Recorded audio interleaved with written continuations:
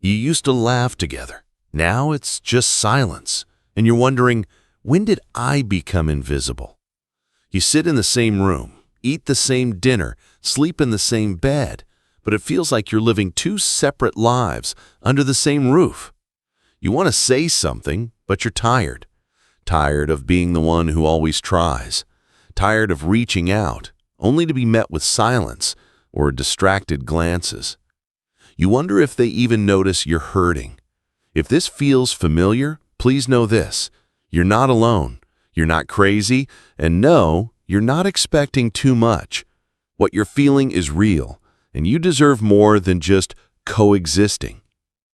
For those of us in our 50s, 60s, and beyond, we spent decades giving, raising families, holding it all together. But somewhere along the way, we stopped feeling seen. So what do when the person you love no longer sees you? Most of us try harder. We overgive. We bend, stretch, and pour ourselves out. But what if the answer isn't giving more? What if the answer is stepping back? Not as a punishment, not to start a war, but to find yourself again. To stop asking to be chosen and start choosing yourself. In this story, you'll meet Barbara, 68 years old, married for 42 years. She tried everything to reignite her husband's attention until she did something radical.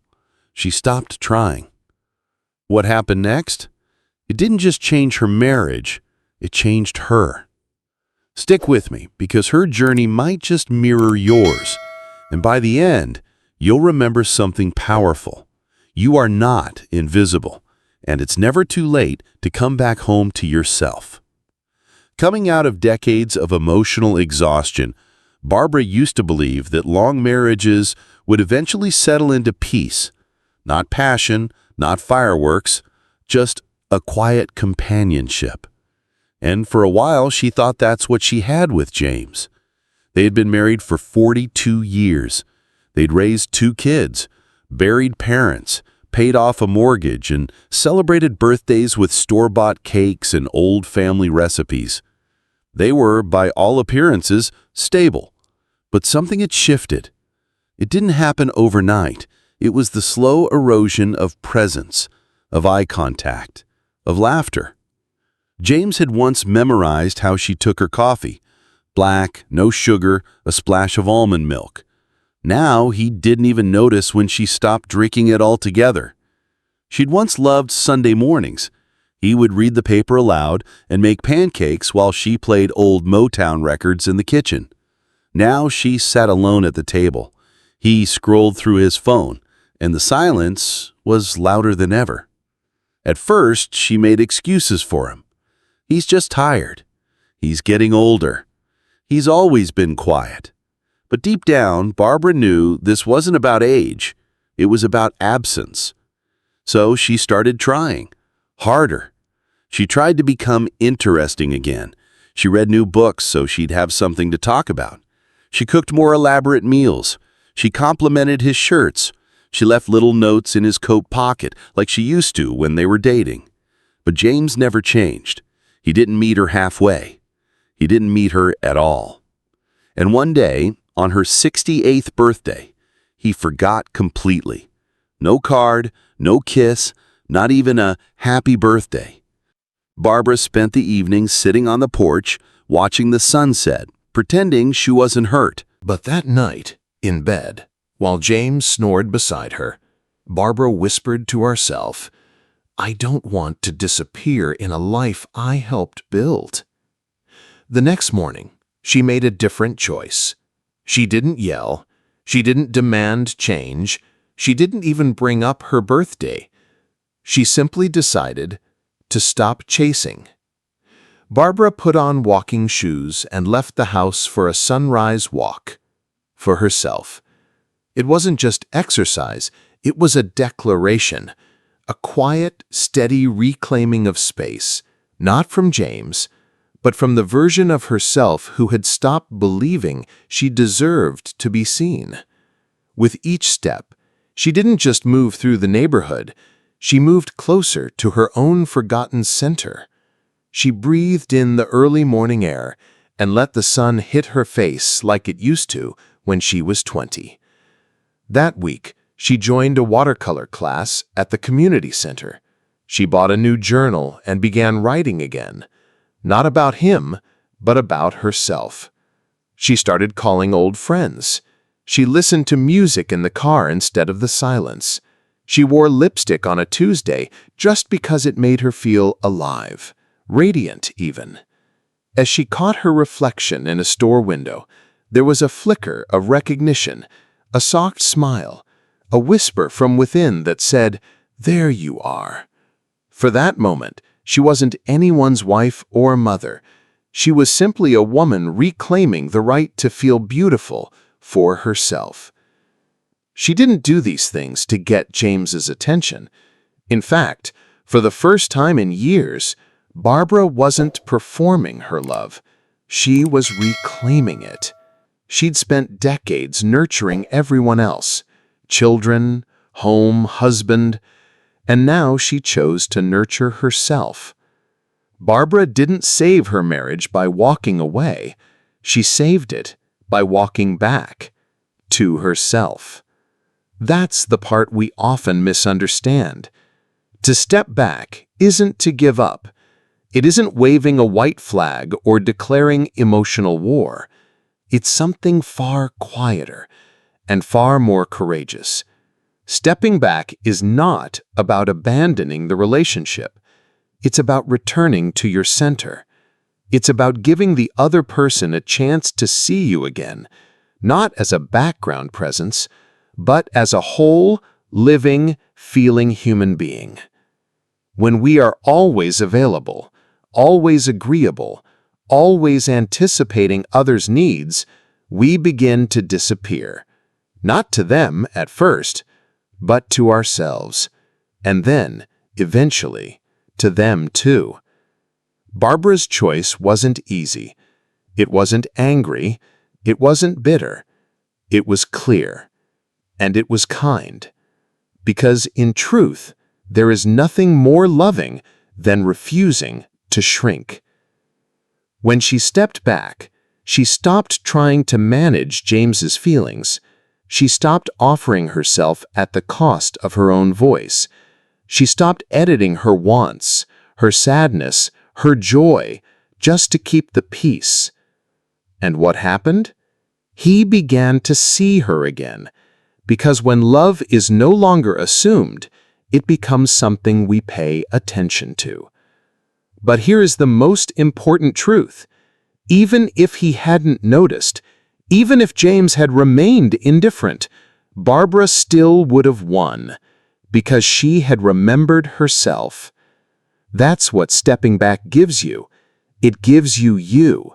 It gives you your mornings back, your thoughts, your pace, your friends, your hobbies, your voice. And when you begin to fill your days with your own essence again, something beautiful happens. People feel the shift. They feel your energy has changed, that you are no longer anchored to their moods, their validation, their approval.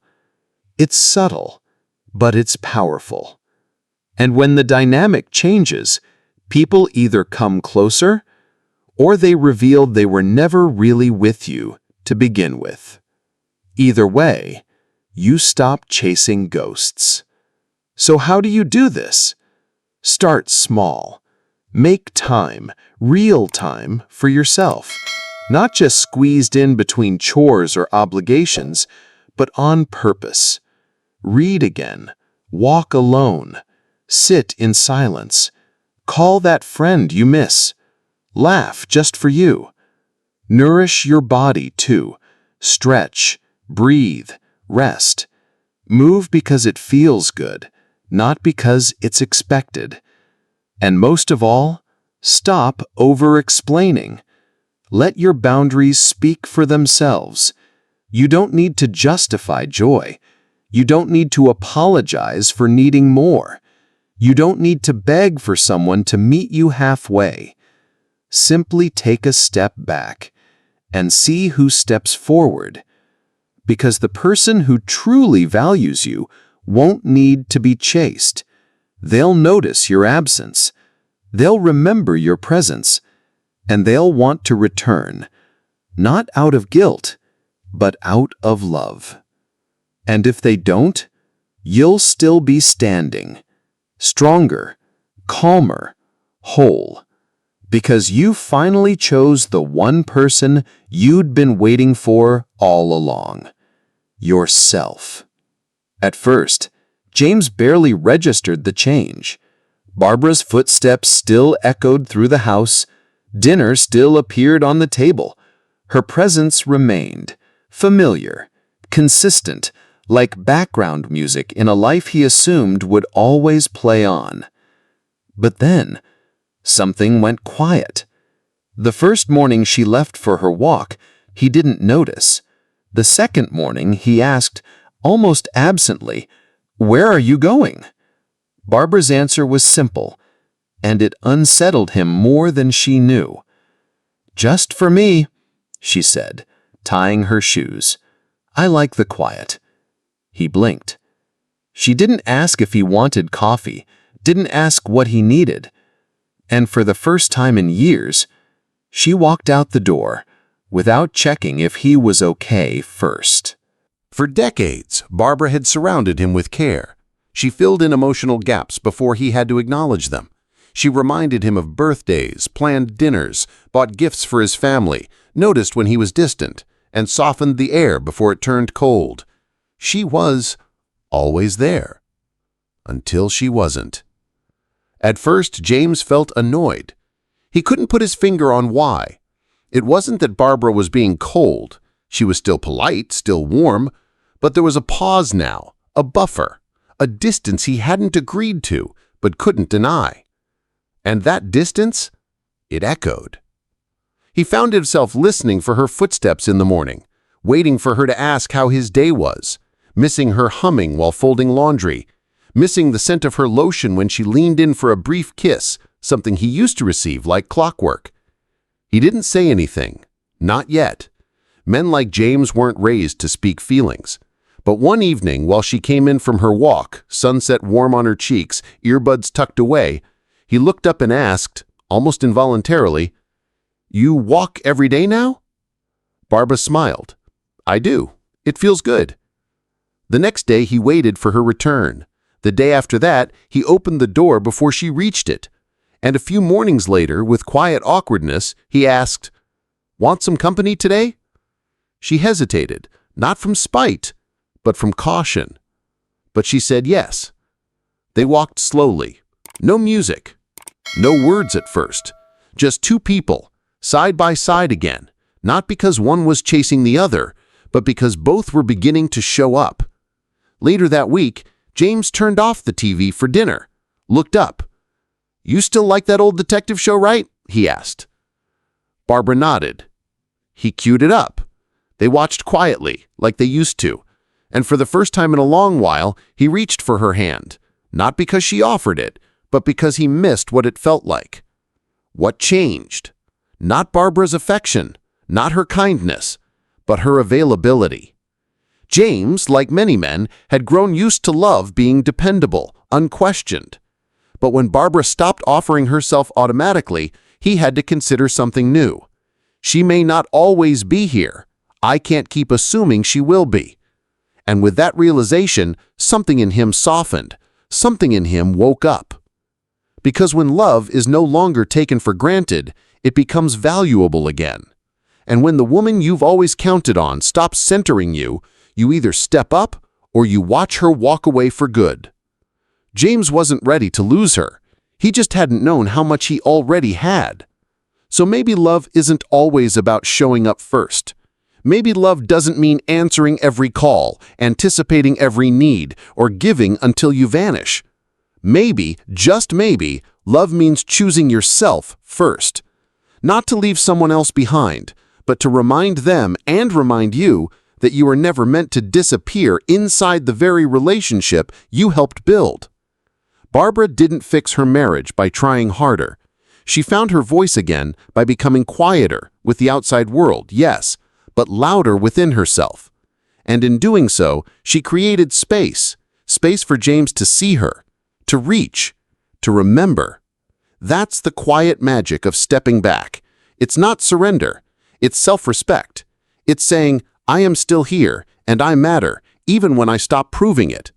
So let me ask you something, gently, without judgment. Have you ever stepped back and found yourself again? Have you ever stopped reaching outward just long enough to remember how strong you are when you stand alone? If so, I'd love to hear your story. Share it in the comments. Every word you write might be the lifeline someone else needs today. And if this message found you at the right moment, if it made you feel seen just for a second, consider subscribing. Because here, we tell the kinds of stories that help you reconnect with your partner, with your purpose, and most of all, with yourself. You're never too old to begin again, and sometimes all it takes is one step back to finally come home.